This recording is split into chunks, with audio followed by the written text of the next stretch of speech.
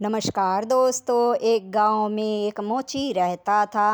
वह गांव के बाजार में चौराहे पर जाकर बैठ जाता था। वहीं जूते चप्पल बनाया करता था। उसके पास कोई दुकान तो थी नहीं, इसलिए छोटा सा काठ का बक्सा उसने बना रखा था, जिसमें वह अपना सारा सामान रखता था। सर्दियों का समय था, धूप भी निकली हुई थी, लेकिन फिर भी मोची को ठंड लग रही थी। इतनी ही देर में मोची की पत्नी अंगीठी सिलगाकर और खाना लेकर उसके पास आ गई। उसे देखकर मोची का चेहरा खिल गया। वह अपनी पत्नी से बड़ा प्रेम करता था और कहने लगा, भाग्यवान, तुम्हें कैसे पता कि मुझे ठंड लग रही है? तुम ये अंगीठी लेकर आ गई। तब उसकी पत्नी कहने लगी, जी मैं जानती हूँ कि ठंड बहुत है। जब घर में ही हमें इतनी ठंड लगती है तो बाहर कितनी ठंड होगी। यह सोचकर मैं अंगीठी यहाँ ले आई हूँ। फिर मोची ने बैठकर खाना खाया और अंगीठी पे हाथ सेक कर दोबारा अपना काम करने लग गया। उसके पास गांव के सभी लोग अपने जूते चप्पल बनवाने आते थे। गांव के लोगों के पास ज़्यादा पैसे तो होते नहीं थे, इसलिए मोची भी उनसे जूतों के ठीक करने के बदले वाजिब दाम ही लेता था। कभी कभी तो लोग पैसों के बदले उसे खाने पीने का सामान दे जाते थे, वही लेकर मोची रख लेता था। वह बड़ा ही नेक दिल इंसान था। सभी गांव के लोग कहते थे कि मोची जैसा इंसान मिलना बहुत मुश्किल है। यह हंसता मुस्कुराता रहता है। एक दिन एक आदमी जब जूते ठीक कराने आया तो बकरी ही मोची को देकर चला गया। उस बकरी से मोची के घर में दूध हो गया। मोची की दो बेटियां थीं। मोची की पत्नी जमींदार के घर काम किया करती थी। इस तरह से दोनों पति पत्नी मिलकर काम करते थे और घर का गुजर चलता था। मोची अपने काम में बहुत माहिर था। वह सुंदर सुंदर जूतियाँ और जूते बनाया करता था। एक दिन उसका पड़ोसी उसके पास आया। मोची उसे जानता था। कहने लगा, भाई आज कैसे यहाँ आना हुआ? वह कहने लगा कि मेरे जूते फट गए हैं, इन्हीं को ठीक कराने के लिए मैं आया हूँ। मुझे इनकी ज़रूरत है। तब मोची कहने लगा, क्या हुआ? तुम बड़े हैं परेशान से नज़र आ रहे हो। तब उस आदमी ने बताया कि क्या बताऊं, कल मेरी बेटी के रिश्ते वाले घर आ रहे हैं। अगर वे मुझे इन फटे जूतों में देखेंगे तो मेरे बारे में क्या सोचेंगे? यही सोचकर मैं तुम्हारे पास आया हूँ। क्या तुम इन्हें ठीक कर दोगे? उस आदमी के जूते बड़े ही फटे हाल थे। आदमी अपने साथ एक झोला लेकर आया था। वह झोला उसने मोची को दिया।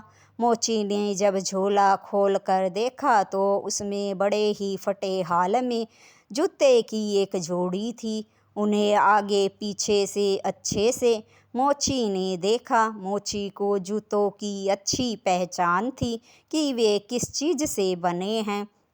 वह उन्हें देखकर आदमी से कहने लगा, भाई ये जूते तो शेर की खाल के बने हैं, ये जूते किसके हैं? तब वह कहने लगा कि ये जूते मेरे दादा के थे। तुम सही कह रहे हो, ये शेर की खाल के ही जूते हैं। तब मोची कहने लगा, फिर तो तुम बड़े अमीर होंगे, फिर इस फटे हाल में कैसे? तब वह आदमी कहने लगा, भाई तुम ठीक कह रहे हो। मेरे दादा जो थे इस गांव के बड़े ज़मींदार थे। जितनी ज़मीन मेरे दादा के पास थी किसी के पास नहीं थी, लेकिन उनके गुजर जाने के बाद मेरे पिता को बुरी आदतें लग गई। वे जुआ और शराब पीने लगे। इसमें उन्होंने सारी ज़मीन बेच दी और बेच कर शराब पीने के कारण वे भी चलते बने। अब तो हमारी हालत ऐसी है कि घर में खाने के भी लाले हैं, हम तो बिल्कुल फ़कीर हो गए हैं। तब मोची कहने लगा, कोई बात नहीं, मैं इन जूतों को ठीक करने की कोशिश करूँगा। वह आदमी बड़ा परेशान लग रहा था। मोची ने कहा, क्या बात है? तब उस आदमी ने बताया कि कल रिश्तेदार घर पर आने वाले हैं, लेकिन मेरे पास तो पैसे भी नहीं हैं जिनसे उनकी आवभगत कर सकूं। अभी ठेकेदार के पास जाऊंगा जिसके पास मैं काम करता हूँ। अगर वह कुछ पैसे दे देगा तो कल का इंतज़ाम हो जाएगा। इसी बारे में सोचकर मैं चिंता कर रहा हूँ। मोची उससे कहने लगा, भाई चिंता क्यों करते हो? जैसी तुम्हारी बेटी वैसी ही मेरी बेटी। तुम्हारी बेटी भी तो मेरी बेटी की जैसी है। अगर पैसों का इंतज़ाम हो जाए तो ठीक है, वरना तुम मेरे पास आ जाना, मैं तुम्हें पैसे दे दूँगा। वह आदमी कहने लगा, पर तुम कहाँ से दोगे? मोची कहने लगा, मैंने कुछ पैसे जोड़ कर रखे हैं। दरअसल मेरे घर की छत खराब हो गई है जो बारिश में टपकती है, उसी की मरम्मत कराने के लिए मैंने कुछ पैसे दिन रात मेहनत करके जोड़े हैं। पर छत की रिपेयरिंग तो फिर कभी हो जाएगी। बेटी की शादी ज़रूरी है, इसलिए मैं तुम्हें वे पैसे दे दूँगा। उस आदमी ने मोची की बात सुनी तो कहने लगा, भाई तुम बड़े ही नेक दिल इंसान हो, पर पहले मैं ठेकेदार से पूछ लेता हूँ, अगर वहाँ पैसे मिल गए तो ठीक है। मोची ने कहा कि ठीक है। फिर मोची ने जूतों को अच्छे से देखा। वह समझ नहीं पा रहा था कि शेर की खाल के बने जूते तो बड़े ही हल्के होते हैं, लेकिन वो जो जूते थे वो बड़े ही भारी थे। फिर उस आदमी ने कहा, तो ठीक है, जूते ठीक कर देना, पर भाई मैं इन जूतों की जो रिपेयरिंग का खर्चा है तुम्हें अभी नहीं दे सकता हूँ, बाद में दूंगा। मोची ने कहा, कोई बात नहीं। यह कहकर वह आदमी वहाँ से चला गया। अब जो मोची पहले जूते संवार रहा था, उन जूतों को साइड में रख कर वे फटे हाल जूते अच्छे से देखने लगा और उनको उनकी जो एड़ी थी उनको खोलने लगा। उनकी एड़ी खोलने पर उसे जो दिखा उसे देखकर वह हैरान हो गया। फिर उसने उन जूतों में बड़ा ही महंगा चमड़ा लगाया जो अमीर आदमियों के जूते में लगाता था, और जल्दी जल्दी करके उसने बहुत ही सुंदर डिज़ाइन के एक जोड़ी जूते तैयार कर दिए।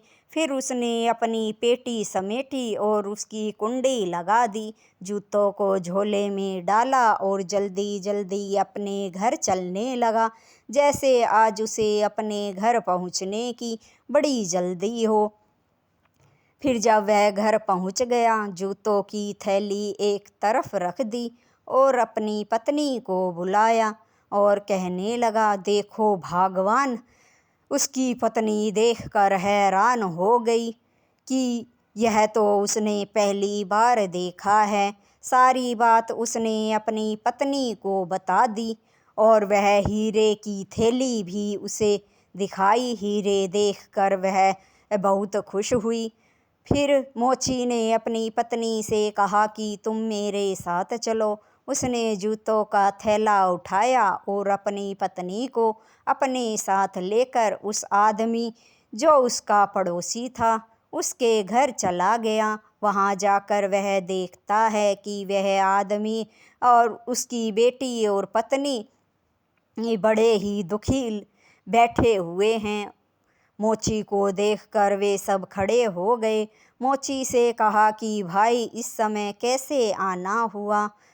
तब मोची ने उस आदमी को कहा कि भाई तुम्हारी एक कीमती चीज़ तुम्हें देनी थी, क्या ठेकेदार ने तुम्हें पैसे दे दिए? तब आदमी कहने लगा, नहीं, ठेकेदार ने तो मुझे मना कर दिया और कहने लगा, तुम तो रोज़ 2-4 दिन के बाद उधार मांगने आ जाते हो। मेरे पास पैसे नहीं हैं। बस इसी चिंता में हम लोग बैठे थे कि कल रिश्तेदार घर आएंगे तो क्या होगा।